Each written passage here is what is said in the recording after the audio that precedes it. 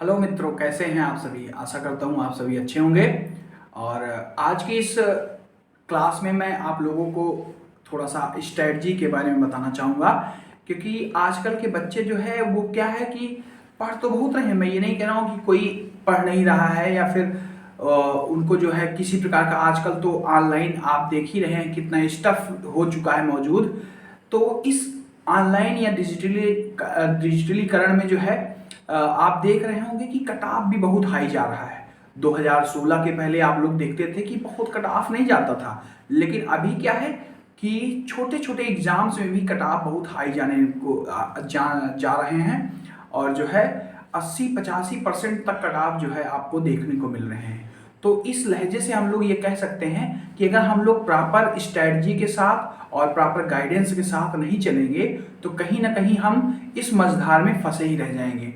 तो इन सबको ध्यान में रखते हुए थोड़ा सा मैं आज एसएससी को लेके जो है कि उसने आज कैसा रूप धारण किया है, जिससे कि आप देख रहे हैं कि चाहे एसएससी जीडी का हो, चाहे एसएससी सीजीएल का हो, यहाँ तक कि आपके जो है दिल्ली पुलिस का एग्जाम हो, तो सारे में जो है कट ऑफ जो है बहुत हाई जा रहे हैं।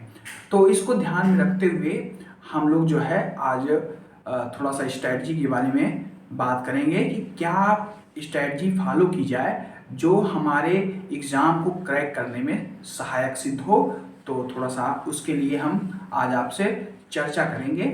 तो आजकल क्या हुआ है कि अभी जो मैथ का पैटर्न है, मैथ्स में एसएससी के कुछ नहीं करना है आपको। प्री का ये मान के चलिए कि आपको किसी भी अदर एग्जाम्स के जो मैथ्स का है वो क्राइटेरिया है उससे इजी है।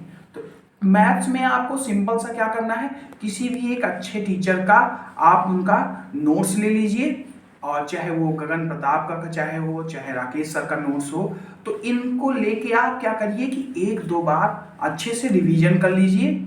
और प्रीवियस ईयर पेपर, लगभग 5 साल के प्रीवियस ईयर पेपर्स को आप उठा लीजिए और कुछ मत करिए। मैथ्स के जो भी रिपीटेड क्वेश्चन हैं उन्हीं को आप कर लीजिए, कुछ और करने की जरूरत नहीं है, कहीं भटकने की जरूरत नहीं है।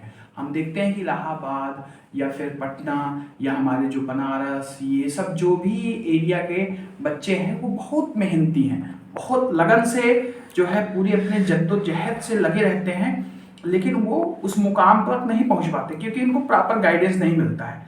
तो मैथ्स में हमको यही करना है, सिंपल सा आपको प्रीवियस ईयर पेपर हल करना है। थोड़ा सा किसी भी एक मेंटोर को आप जो है फॉलो करिए और उनके जो है नोट्स जो हैं उनको ध्यान दीजिए और उनके द्वारा बताए गए जो भी क्वेश्चंस हैं उनको ध्यान में रख लीजिए। बस इतना मैथ्स के लिए सफिशियंट है, उसके अलावा कुछ पढ़ने की ज़रूरत नहीं है।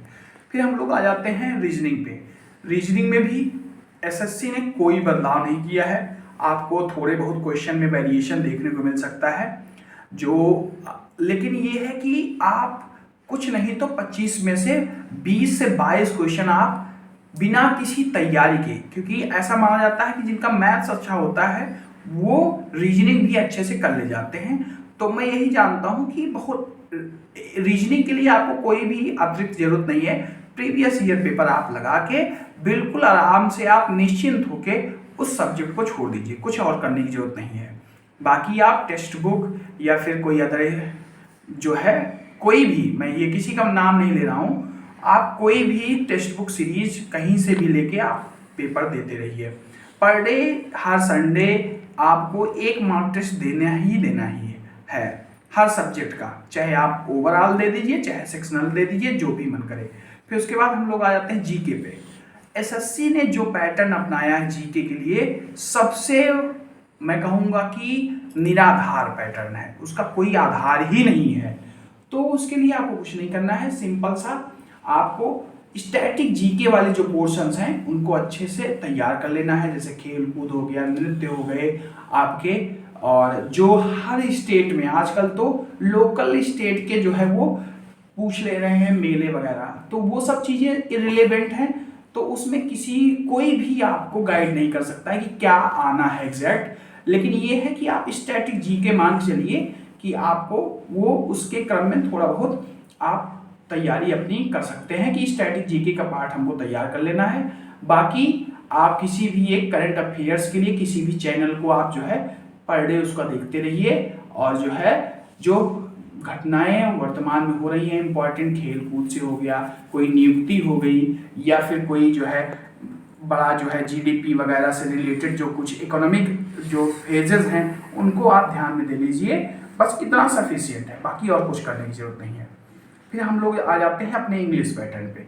तो जो टीसीएस है इसने भी इंग्लिश का पैटर्न भी बिल्कुल इजी रखा है, उसमें भी बहुत ज़्यादा कुछ चेंजेस नहीं किए हैं। सिंपल सा वो आपकी बुक ऐप्स पूछ रहा है, तो आपको क्या करना है, सिंपल सा प्रीवियस ईयर आप जो है उठा लीजिए क्वेश्चन पेपर और उनको सॉल्व करिए। फिर उसके बाद कुछ हम लोग भी इधर से आपको जैसे इडियम्स फ्रेजेस हो गए, वन वर्ड सब्स्टिट्यूशन हो गया, सिनोनिम्स हो गए, इंटोनिम्स हो गए, इनके नोट्स दे देंगे, आप उसको पढ़ लीजिएगा। वही बिल्कुल आप मान के चलिए कि उसमें से 95 to 99% क्वेश्चन आपको देखने को मिलेंगे।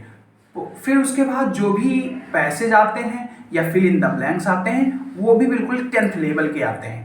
तो ओवरऑल मैं कहूँ तो सीजीएल का भी जो प्री का या फिर मेंस का जो भी है सब्जेक्ट का पैटर्न है वो बिल्कुल इजी टू मॉडरेट ही रह रहा है, हार्ड की तरफ वो नहीं जा रहे हैं, क्योंकि बच्चों का जो रुझान है वो बढ़ रहा है डे बाय डे, लेकिन कहीं ना कहीं कट ऑफ में वेरिएशन देखने को मिल रहा है। तो आप निश्चिंत होके सिंपल सा जो भी स्ट्रेटजी है उसी को फॉलो कर लीजिए, और कहीं ना कहीं मेरा ये दावा है कि वो आपको कहीं ना कहीं किसी न किसी राह पे हेल्पफुल ही रहेगा। और मैं इसी आशा के साथ कि आप लोग अच्छे अपनी मेहनत और लगन से लगे रहेंगे और अपनी तैयारी को एक अच्छा मुकाम देंगे, और जल्द ही जो है सक्सेस पाकर मुझे सूचित करेंगे। इसी आशा के साथ मैं आप लोगों के साथ अगले नेक्स्ट वीडियो मिलूंगा। धन्यवाद।